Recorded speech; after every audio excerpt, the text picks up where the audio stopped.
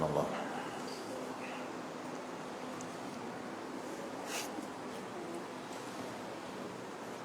Assalamualaikum warahmatullahi wabarakatuh. A'udzu billahi minasyaitonir rajim. Bismillahirrahmanirrahim. Alhamdulillahirabbil alamin. وبه نستعين على أمور الدنيا والدين والصلاة والسلام على سيدنا ومولانا محمد أشرف الأنبياء والمرسلين وعلى آله وصحبه أجمعين. سبحانك لا علم لنا إلا ما علمتنا إنك أنت العليم الحكيم. رب اشرح لي صدري ويسر لي أمري واحلل عقدة من لساني يفقه قولي ولا حول ولا قوة إلا بالله العلي العظيم. أما بعد.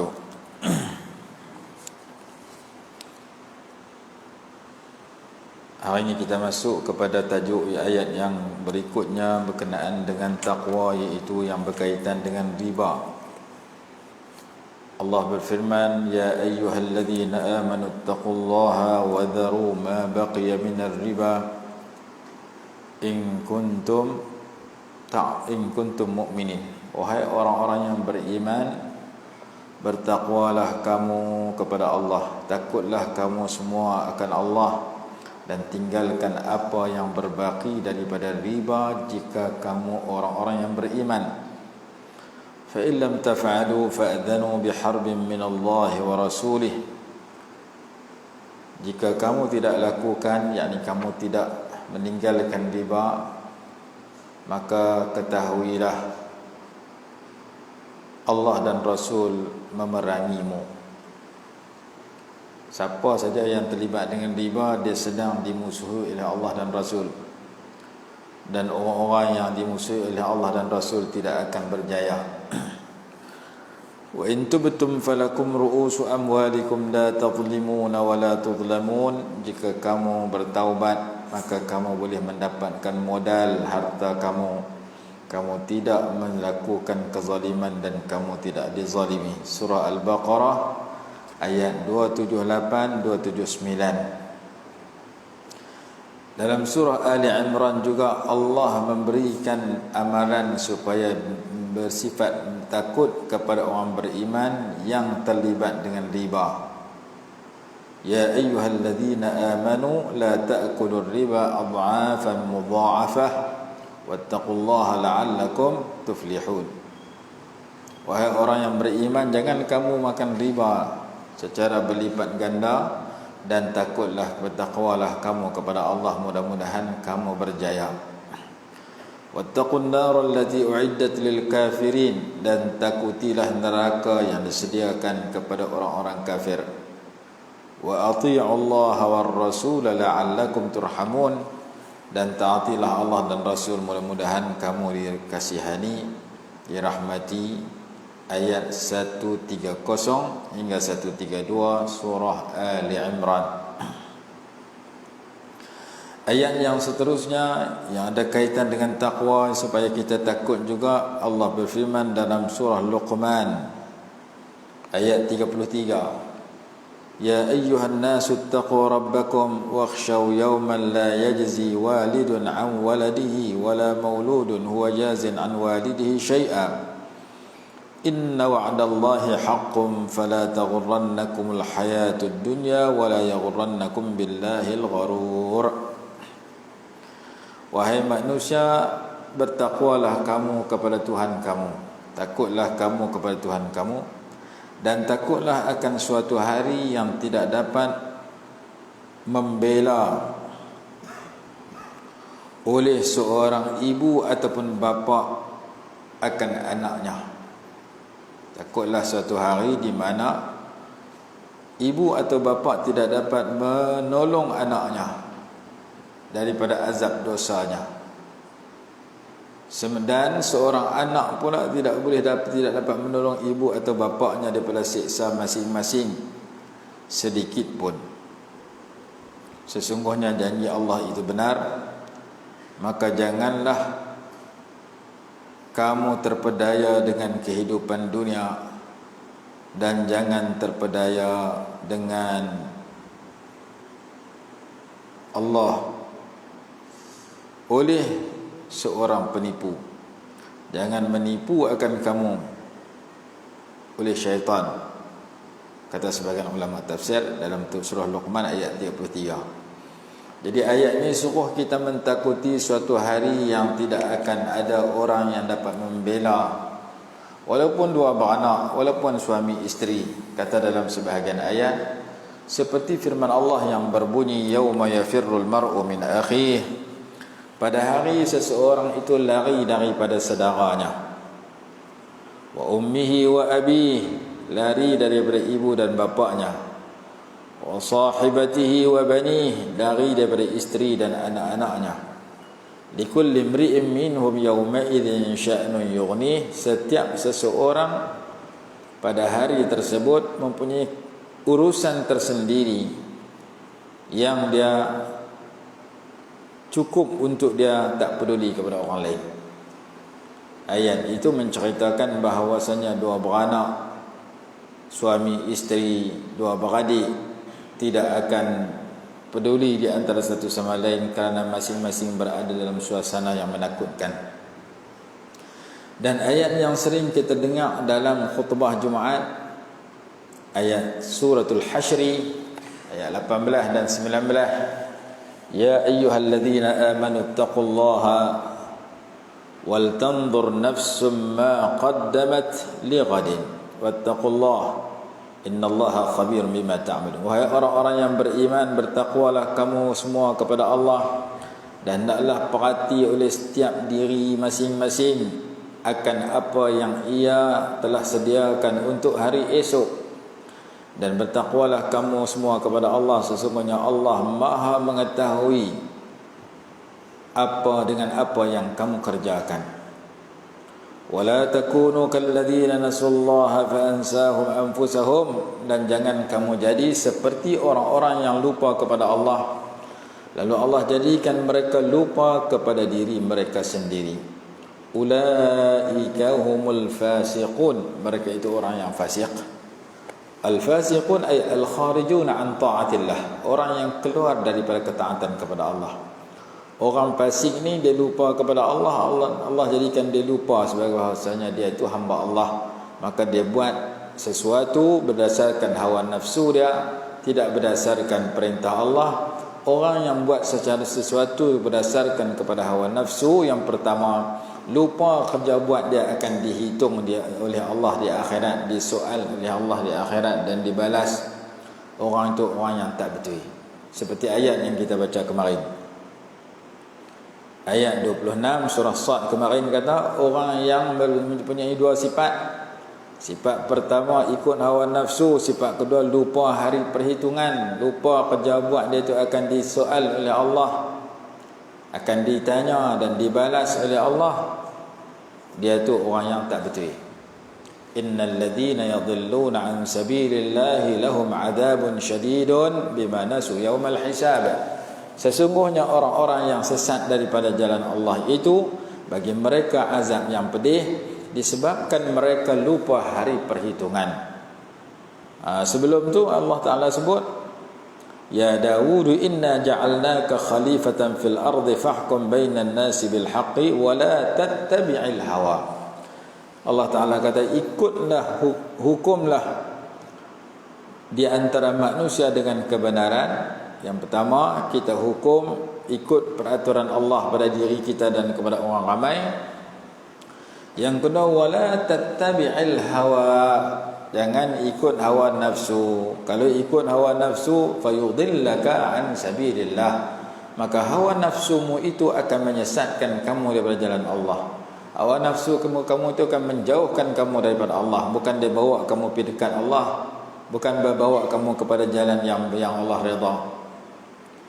Bila kamu ikut hawa nafsu, dia bercanggah dengan dia sesat daripada jalan Allah, neraka sedang menanti kamu, azab yang pedih sedang menanti kamu, kerana kamu dah sesat. Innal ladzina yadhilluna an sabilillahi lahum azabun syadidun. Sesungguhnya orang yang sesat daripada jalan Allah itu bagi mereka azab yang pedih. Kenapa mereka mengikut hawa nafsu, tidak ikut hukum Allah, dan azab siksa sedang menanti mereka? Kerana mereka bersifat bima nasu yaumal hisab, disebabkan mereka lupa hari perhitungan, hari kira bercara, hari perbicaraan di mahkamah Allah di akhirat kelak. Mereka lupa apa yang mereka kata, apa yang mereka buat, apa yang mereka tulis akan ditanya oleh Allah, dan akan dibalas menurut kebaikan atau keburukan yang mereka jawab dan mereka lakukan. Jadi kita kena ingat, kerja buat kita Allah Ta'ala nak tanya balik.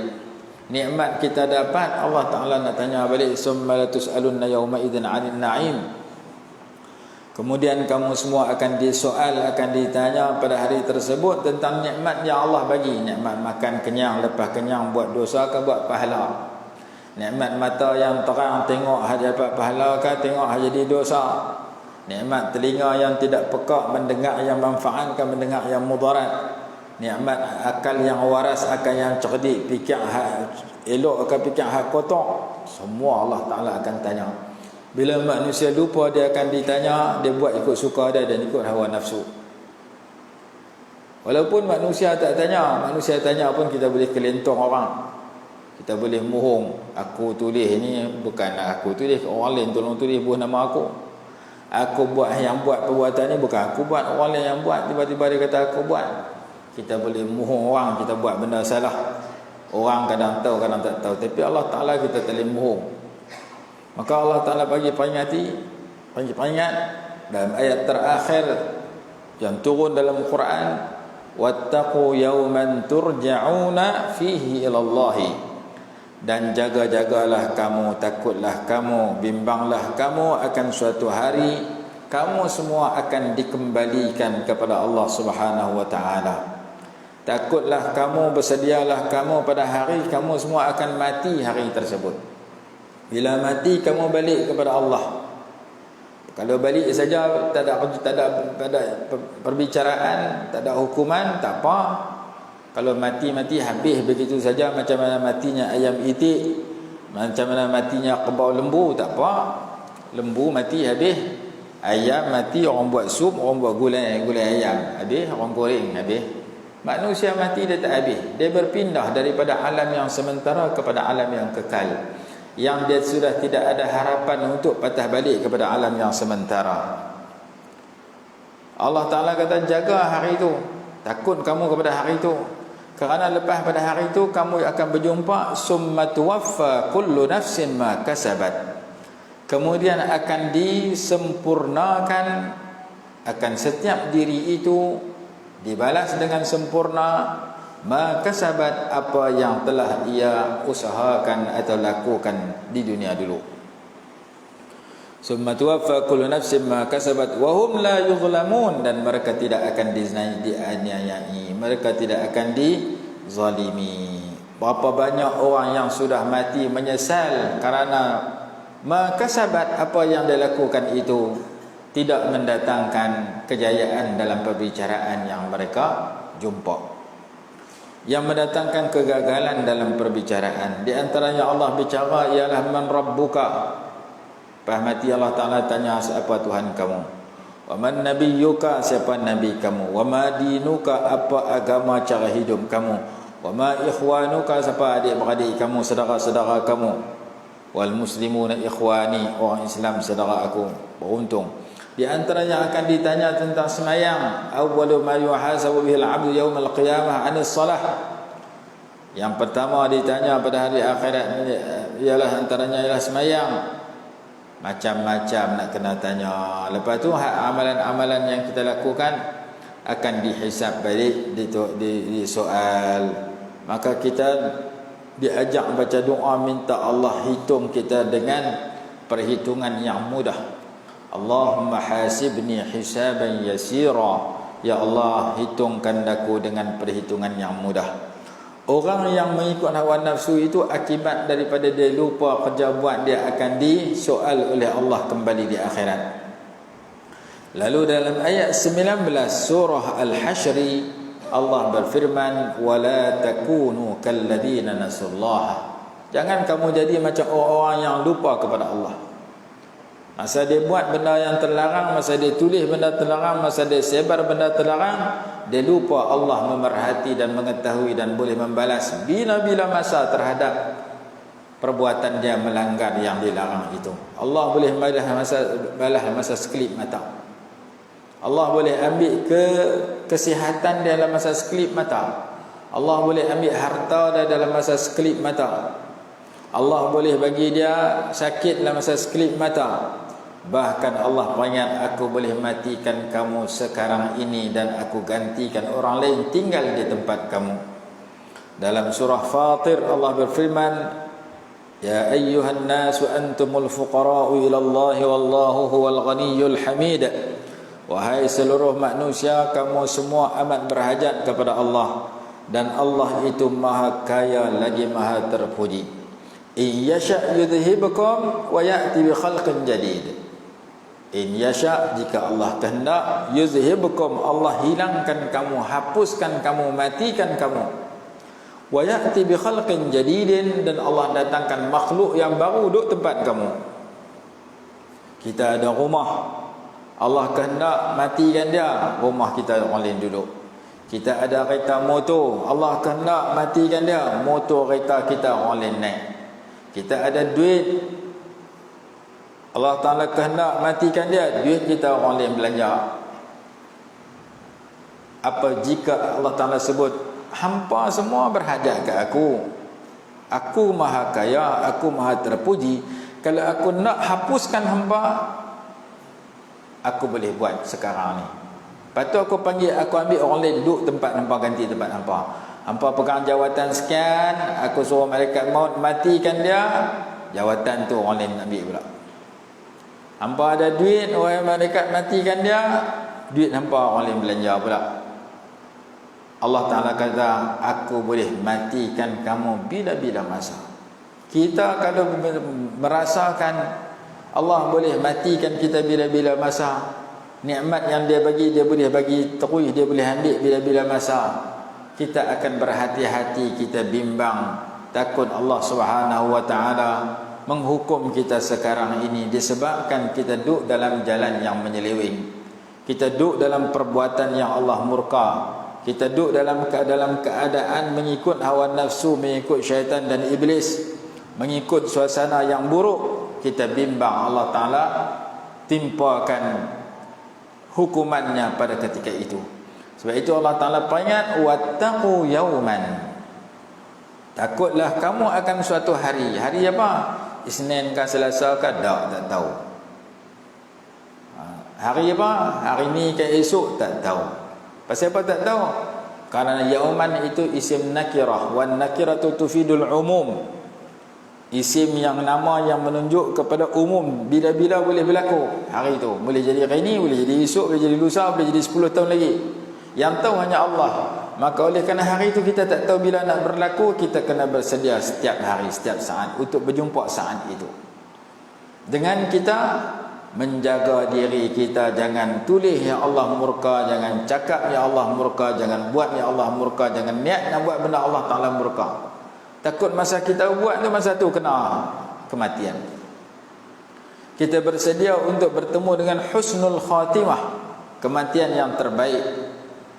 Jangan bertemu dengan su'il khatimah. Orang yang bersedia siang malam 24 jam, kalau malaikat maut mengambil nyawa aku lah ni, aku sedang melakukan kebaikan. Kalau aku tak melakukan kebaikan pun, aku tidak melakukan kejahatan, maka orang lagu tu akan berasa lega, kerana aku siang dan malam berada dalam mencari keridhaan Allah Subhanahu Wa Ta'ala. Allah redha kat aku lah ni, kerana aku tak buat benda dia marah, dia tak buat benda dia murka. Kita duduk dalam keridhaan Allah, walaupun tak ada siapa tahu kita sedang berada dalam anugerah yang terbesar. Quran kata waridwanun minallahi akbar. Keridhaan daripada Allah itu amat besar. Kerja buat kita tak terpakai kalau kita tak diridai oleh Allah. Maka para sahabat radhiyallahu anhum ajma'in telah mendapat redha Allah. Orang-orang yang takut kepada Allah mendapat redha Allah radhiyallahu anhum wa radu anhu, dzalika liman khasyiya rabbah. Bahkan hadis yang menceritakan tentang perjalanan, tentang musafir, hadis yang menceritakan tentang bermusafir. Nabi SAW apabila naik atas kenderaan nak keluar bermusafir, baginda bertakbir 3 kali, Allahu Akbar, Allahu Akbar, Allahu Akbar. Hadis Imam Muslim. Kemudian baginda baca subhanalladzi sakhkhara lana hadza wa ma kunna lahu muqrinin wa inna ila rabbina lamunqalibun. Maha suci Allah yang telah mempermudahkan bagi kami akan kenderaan ini, dan kami tidaklah menyertainya, dan sesungguhnya hanya kepada Tuhan kami akan kembali. Doa ini daripada ayat dalam surah Az-Zukhruf juzuk 25. Kita puji Allah kerana mempermudahkan kenderaan yang kita nak naik bagi cepat. Sepatutnya jauh lambat sampai, tiba-tiba jadi cepat.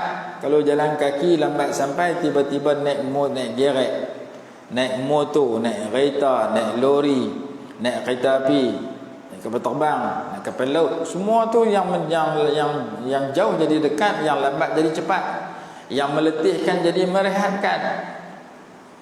Naik lift pun baca doa tu juga. Pasal kalau naik tangga jenuh, naik tangga lambat sampai, letih pula. Tapi naik lift rehatnya. Begitu juga naik tangga musim dalam supermarket, escalator. Yang tu pun baca doa tu juga, subhanallazi sakhkhara lana hadza. Jangan kita kata doa tu baca atas kereta. Ada sebarang alat yang mempermudahkan kita sampai dengan selamat, tanpa ada penat lelah, yang jauh jadi cepat, yang sepatutnya lambat sampai jadi cepat sampai, dipermudahkan oleh Allah. Maka kita baca doa naik kenderaan, dia panggil subhanalladzi sakhkhara lana hadza wa ma kunna lahu muqrinin wa inna ila rabbina lamunqalibun. Sambungan doa Nabi SAW membaca Allahumma inna nas'aluka fi safarina hadzal birra wat taqwa. Ya Allah, ya Tuhan kami, sesungguhnya kami mohon kepada Engkau dalam musafir kami ini, dalam pengembaraan kami ini, dalam perjalanan yang kami tempuh ini, al-birra akan kebaikan, wat taqwa dan ketakwaan. Tajuk yang kita bicarakan sekarang. Tajuk kita bicara ni bab taqwa. Nabi SAW berdoa setiap kali nak musafir, berikan ketakwaan sepanjang perjalanan musafir itu. Berikan kebaikan yang kamu boleh lakukan dalam musafir. Dulu kita kerja musafir, pi Thailand lah, pi Indonesia lah, pi Mekah, Madinah, pi Mesir, pi Yaman, pi mana. Masa tu tak ada Covid lah, Covid tak ada pi mana. Tapi kita duduk musafir juga, kadang-kadang hak dekat duk guak pi gurun. Ni duk guak ni pagi ni, sat kita menyokok di gurun pak. Kita musafir pergi gurun. Cuma musafir tu dekat. Musafir yang dekat ni tak boleh qasar jamak, tapi boleh sembahyang sunat atas kenderaan menghadap arah yang kita tuju. Ada dalam kitab fiqh, tapi orang tak pernah beramai pasal susah. Kita nak musafir pergi Sungai Petani. Buat Sungai Petani mana boleh qasar jamak, tak cukup 2 marhalah. Tapi boleh sembahyang sunat atas motor kita, atas kereta kita menghadap Sungai Petani, tak kena menghadap kiblat. Ngaji dalam kitab fiqh ada nak buat, orang tak nak buat.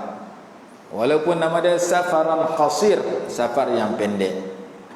Yang tu nama safar yang pendek. Musafir yang lebih daripada 2 marhalah, nama dia safar tawil, safar yang panjang.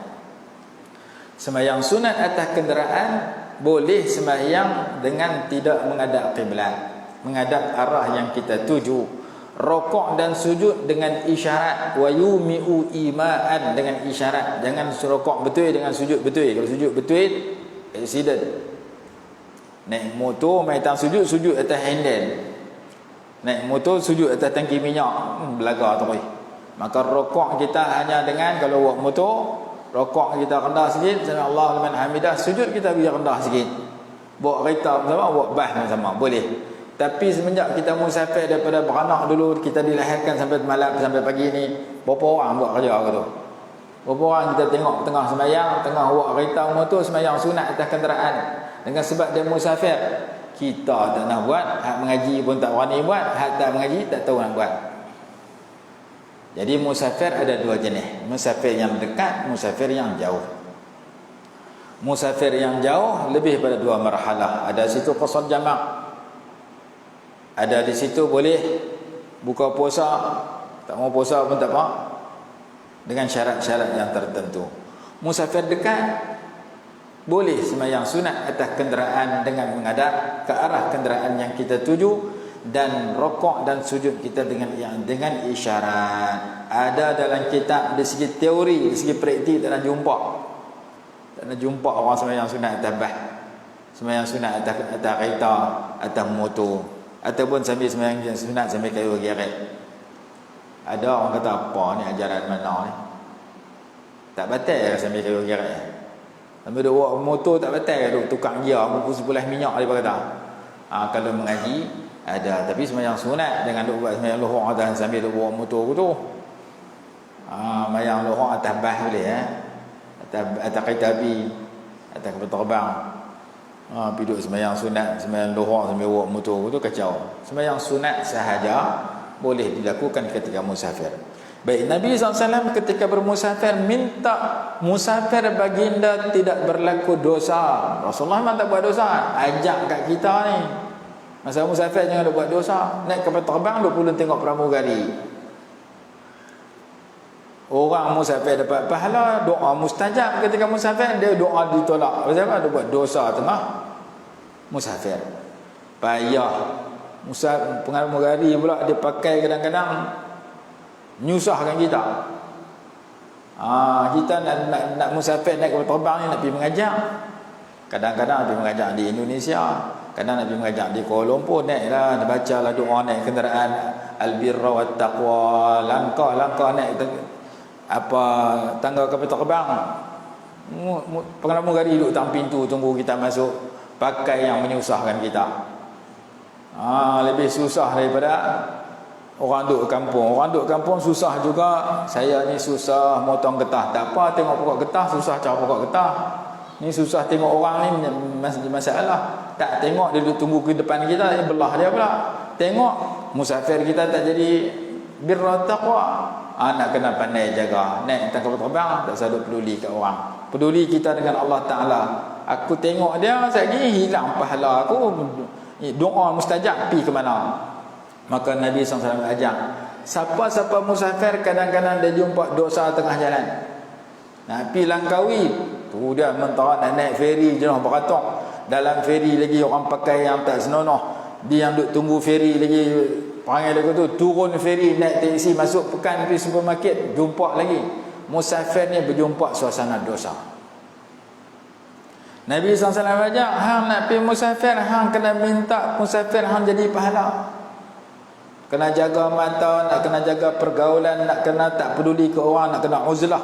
Walaupun aku duduk dalam kapal terbang, walaupun aku duduk dalam feri, walaupun aku duduk tunggu feri, walaupun aku duduk tunggu di airport, aku jumpa orang-orang yang mengundang dosa, aku tak peduli. Yang penting aku dengan Allah Ta'ala.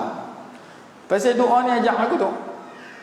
Dan musafir tu belum tentu kita boleh balik. Kadang-kadang accident, mati tengah jalan. Naik kapal terbang, kapal terjun, mati dalam musafir. Naik kapal laut, mati dalam kapal laut. Naik kapal kereta api boleh mati bila-bila masa. Mati dalam musafir yang baik, kita dapat pahala, dapat syurga. Macam mati orang-orang yang mulia. Ketika kamu bermusafir, Nabi SAW kata, minta kepada Allah 3 perkara. Allahumma inna nas'aluka fi safarina hadzal birra wat taqwa wa minal amali ma tarda. Ya Allah, ya Tuhan kami, sesungguhnya kami mohon kepada Engkau dalam musafir kami ini kebaikan dan ketakwaan dan amalan yang Engkau redha. Amalan yang Allah redha. Bukan nanti masa musafir. Kalau masa musafir yang teruk tu pun kena buat amalan yang Allah redha. Masa tak musafir tak teruk, lagi-lagi kena buat benda yang Allah redha.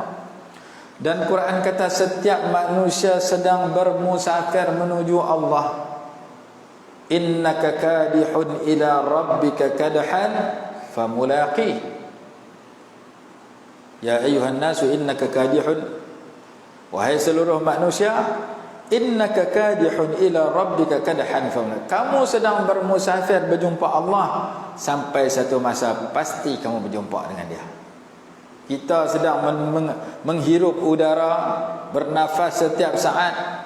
Kita duduk menyawa ni, kita semakin dekat kepada perjalanan destinasi, tempat tujuan, di mana di sana kita akan berjumpa dengan Allah Ta'ala. Famulaqih, kamu mesti jumpa Allah. Innaka kadihun ila rabbika kadhan famulaqih. Sesungguhnya kamu dalam perjalanan menuju Allah. Tiap-tiap hari kamu duduk menyawa, kamu kena dekat dengan alam kubur.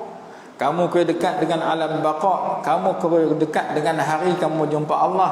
Kemarin kita sebut, jadikan hari terbaik bagi kami hari kami berjumpa Engkau. Waj'al khaira ayyamina yawma nalqaka fihi. Doa yang dibaca ketika khatam Quran. Waj'al khaira ayyamina, jadikan hari terbaik bagi kami hari kami mati. Kerana hari kami mati dalam keadaan Engkau redha ke kami. Maka keredaan Allah Subhanahu wa taala itu adalah matlamat kita semua. Kita hendak Allah redha kat kita. Di antara doa yang memohon keredaan Allah ketika musafir, buat benda amalan yang Allah redha, dan doa supaya kita mendapat keredaan Allah Ta'ala itu ada dalam wirid yang kita dah baca. Allahumma inna nas'aluka ridhaka wal jannah wa na'udzubika min sakhatika wan nar. Allahumma inna, ya Allah ya Tuhan kami, sesungguhnya kami nas'aluka, memohon kepada Engkau, ridhaka, akan keredaan Engkau, wal jannata, dan syurga. Kami nak Engkau bagi kat kami, Engkau redha kat kami, Engkau suka kat kami, Engkau cinta kepada kami, Engkau masukkan kami ke dalam syurga. Wa na'udzubika min sakhatika wan nar, dan kami berlindung dengan Engkau daripada ditimpa kemurkaanmu dan daripada disiksa dalam neraka.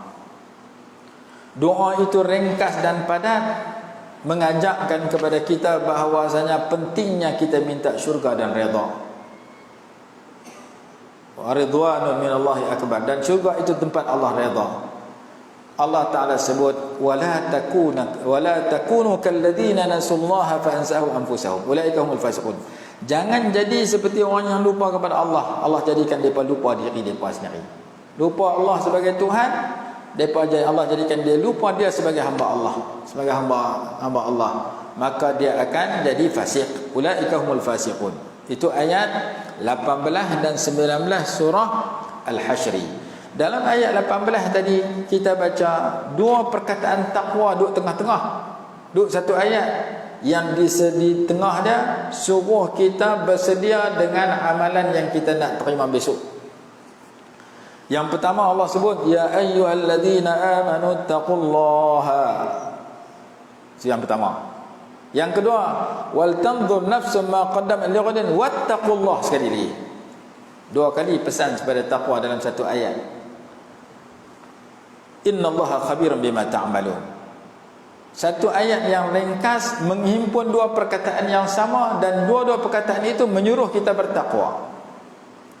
Ya ayyuhalladzina amanu, wahai orang beriman, ittaqullah, bertakwalah kamu pada Allah, takutlah kamu kepada Allah. Lepas kamu takwa, cukup kan? Saya takut ke Allah Ta'ala, lepas tu duduk saja. Saya takut kepada Allah Ta'ala, lepas tu tak semayang. Saya takut kepada Allah Ta'ala, lepas tu tak mengaji. Saya tak takut pada Allah Ta'ala, lepas tu buat dosa. Tak. Takut mesti ada tanda. Tanda dia taat dan patuh kepada Allah. Maka macam mana kita nak jadi orang yang bertakwa dan takut pada Allah? Wal tanzur nafsum ma qaddamat li ghadin. Hendaklah memerhati setiap diri, oleh setiap diri manusia, apa yang ia lakukan hari ini, yang ia sediakan, yang ia dahulukan, li ghadin, untuk dia tengok balik esok, jumpa balik esok, dibalas esok. Esok tu bila? Akhirat. Jadi dekatnya kita dengan akhirat seperti hari ini dengan esok lah. Quran guna perkataan besok. Apa yang ia dahulukan hari ini untuk diterima besok. Walaupun kita rasa lambat lagi nak mati, umur muda ya. Umur baru 70, rasa umur 100 orang nak mati. Tok aku dulu lagu tu, Tok Wan aku lagu tu. Dulu tengok Tok Wan dia mati tua. Tok Wan dia tak kata dulu makan lagu lain, kita lah makan lagu lain. Kadang-kadang kita keturunan umur panjang. Boleh jadi kita pun rasa lambat lagi nak mati. Tapi walaupun lambat, Quran kata bila kamu tengok suasana akhirat, bila kamu nak mati besok, serupa akhirat dengan dunia ni hari ni dengan esok. Wal tanzur nafsum ma qaddamat li ghadin. Naklah memerhati oleh setiap diri apa yang ia lakukan, ia sediakan, ia tanam untuk dia tuai dan terima besok hari. Lepas tu Allah ulang sekali, wattaqullah, dalam masa dekat. Tadi ittaqullah ni pun ittaqullah. Innallaha khabirun, sesungguhnya Allah Maha meliputi pengetahuannya, Maha mengetahui bima ta'malun, akan apa yang kalian kerjakan. Lepas tu Allah Ta'ala peringat lagi, setelah kamu bertakwa, setelah kamu perhati apa kamu buat hari ni nak terima besok, kamu bertakwa lagi. Jangan kamu jadi macam orang-orang yang lupa kepada Allah, lalu Allah jadikan mereka lupa akan diri mereka sendiri. Mereka itulah orang-orang yang fasik, orang-orang yang duk buat dosa, yang fasik, yang keluar daripada ketaatan kepada Allah. Mereka ni tengah lupa kepada Allah. Kalau mereka ingat betul, mereka tak akan buat dosa, mereka tak akan buat benda fasik. Bila mereka lupa, Allah jadikan mereka lupa diri sendiri. Lupa kata mereka diri mereka tu hamba Allah.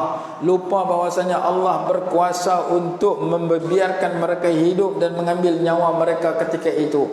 Lupa Allah boleh bagikan balasan yang baik, bagikan hukuman yang buruk saat itu juga. Lupa Allah Maha berkuasa untuk biar dia hidup dan tak biar dan sekat dia daripada hidup.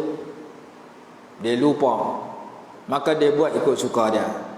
Ayat ini dibaca dalam khutbah Jumaat, sering dibaca. Kalau kita faham, maka setiap hari kita merenung ayat ini, kita akan berhati-hati dalam kehidupan. Kerana Allah suruh kita bertakwa dalam dua ayat, dekat-dekat, ittaqullah, ittaqullah. Macam kita cerita hari itu, ada satu ayat Quran, apabila kita berjumpa ayat itu, digalakkan kita berdoa di tengah-tengahnya, kerana doa aja mustajab, iaitu ayat yang bertemu dua nama Allah. Kita tulis dalam kitab apa? Dalam kitab 10 amalan penenang jiwa. Allahu a'lamu haitsu yaj'alu risalatah. Itu ayat dah.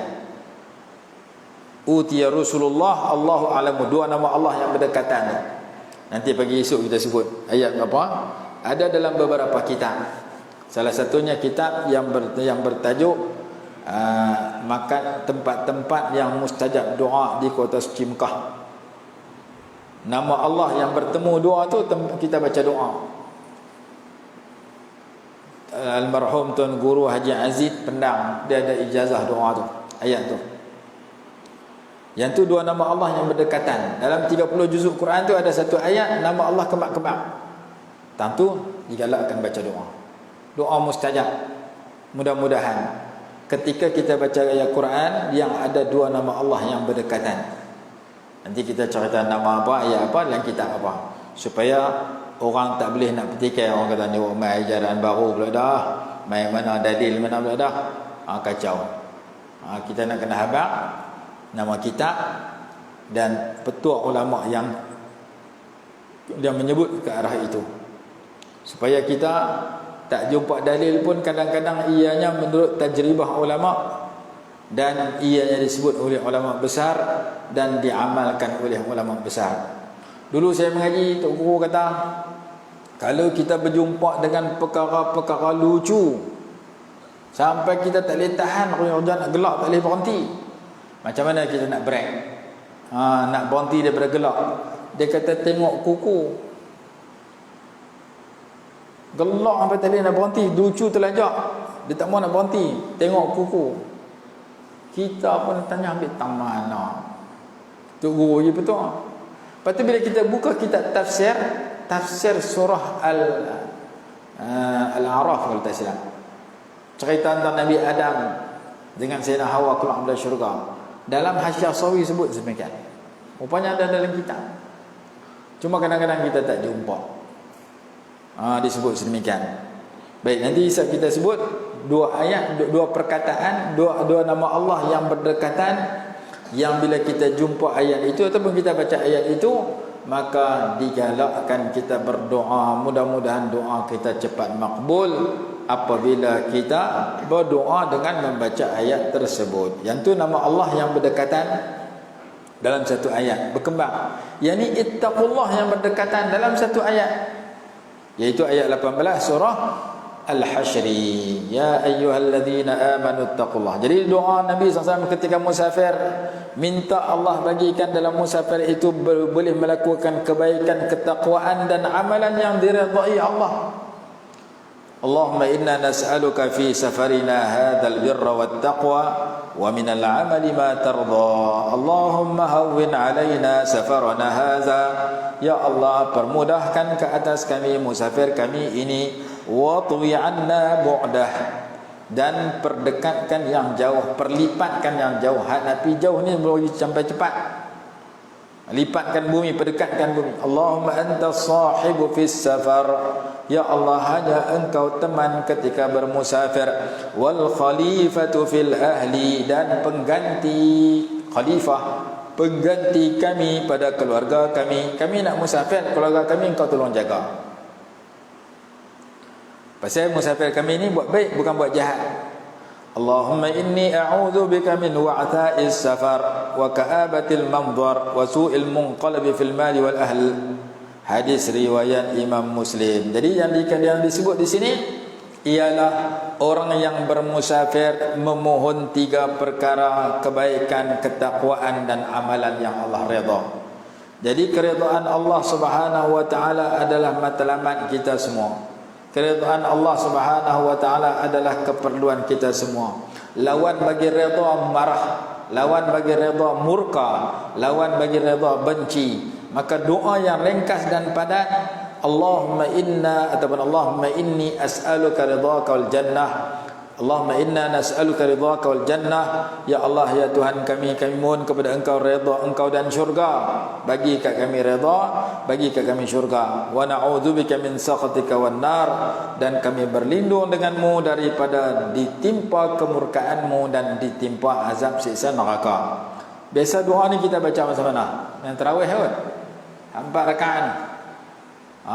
Doa antara sembahyang tarawih.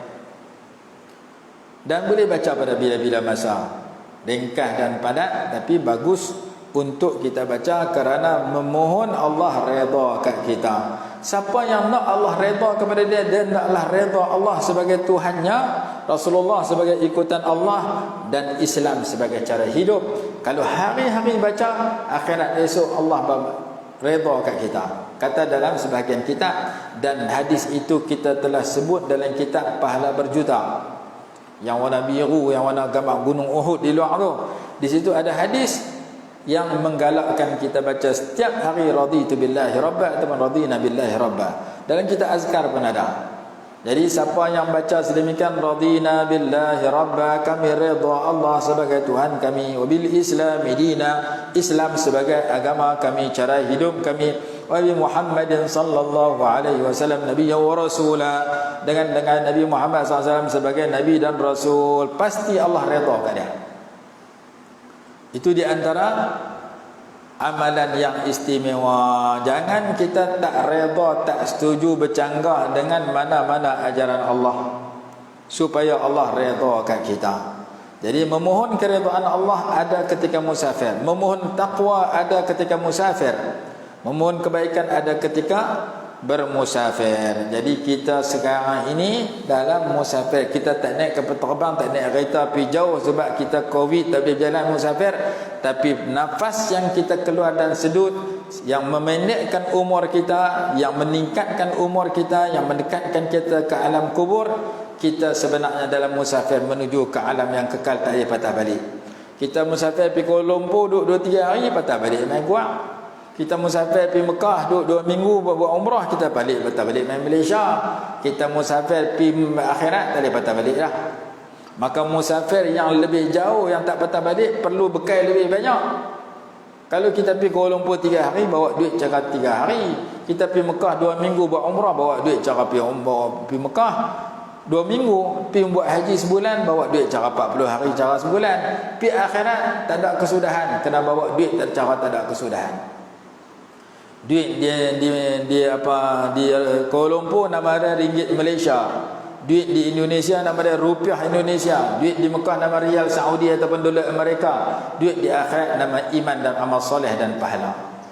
Bawa pahala banyak-banyak, bawa iman yang semakin ditebalkan, yang semakin ditingkatkan, bawa amal kebaikan yang banyak. Tu duit kita nak belanja dalam kubur, nama dia pahala. Orang cerdik dia cari duit untuk belanja di dunia dan belanja dalam kubur. Belanja dalam kubur, duit tu dia sumbang dalam tempat baik. Orang tak cerdik dia cari duit dekat nak belanja di dunia, duk tengok berapa banyak dalam bank aku. Itu 1 juta lah, 12 juta lah. Mati duit tu orang jodi belanja habis. Dia tak bawa apa juga. Dia tekat cari duit untuk himpun belanja di dunia, dia tak cerdik. Orang cerdik belanja di dunia pun dia guna duit tu, belanja di akhirat pun dia guna duit tu. Belanja di akhirat dia sumbangkan dalam tempat-tempat yang pahala tak putus untuk dia terima di alam baqa walaupun dia dah mati. Duit dia cari dulu ni, dia duk terima lagi pahala dalam kubur. Tu orang cerdik. Sebab tu kita yang mengaji, kita jumpa orang duk bersembang besar. Dia kata kita, saya dulu susah, lah saya masuk menega sakan, lah saya duit banyak. Dalam hati kita kata, hang duit banyak tekat belanja, lepas tu hang nak tinggal. Hang tak cerdik lagi. Hak cerdik, hang belanja ada, hang tinggal ada, hang bawa pi sama ada. Hang bawa pi tu hak cerdik. Iaitu kita sumbangkan duit kita ke tempat yang menjadi wakaf sedekah jariah, yang lepas pada tu kita terima tak putus. Ataupun duit kita sponsor seorang penuntut ilmu agama yang betul-betul mengaji ikhlas, yang ada potensi nak jadi ulama besar. Tiba-tiba kita mati, dia jadi ulama sebar agama Allah dengan duit yang kita bagi dia makan berkah kita. Dia bagi kita, bagi pen kat dia tulis, bagi duit, bagi kitab kat dia mengaji. Dia nak mengaji beli kitab tak ada duit. Hang nak bagi kitab apa? Riyadhus Salihin. Sebiji berapa? RM50.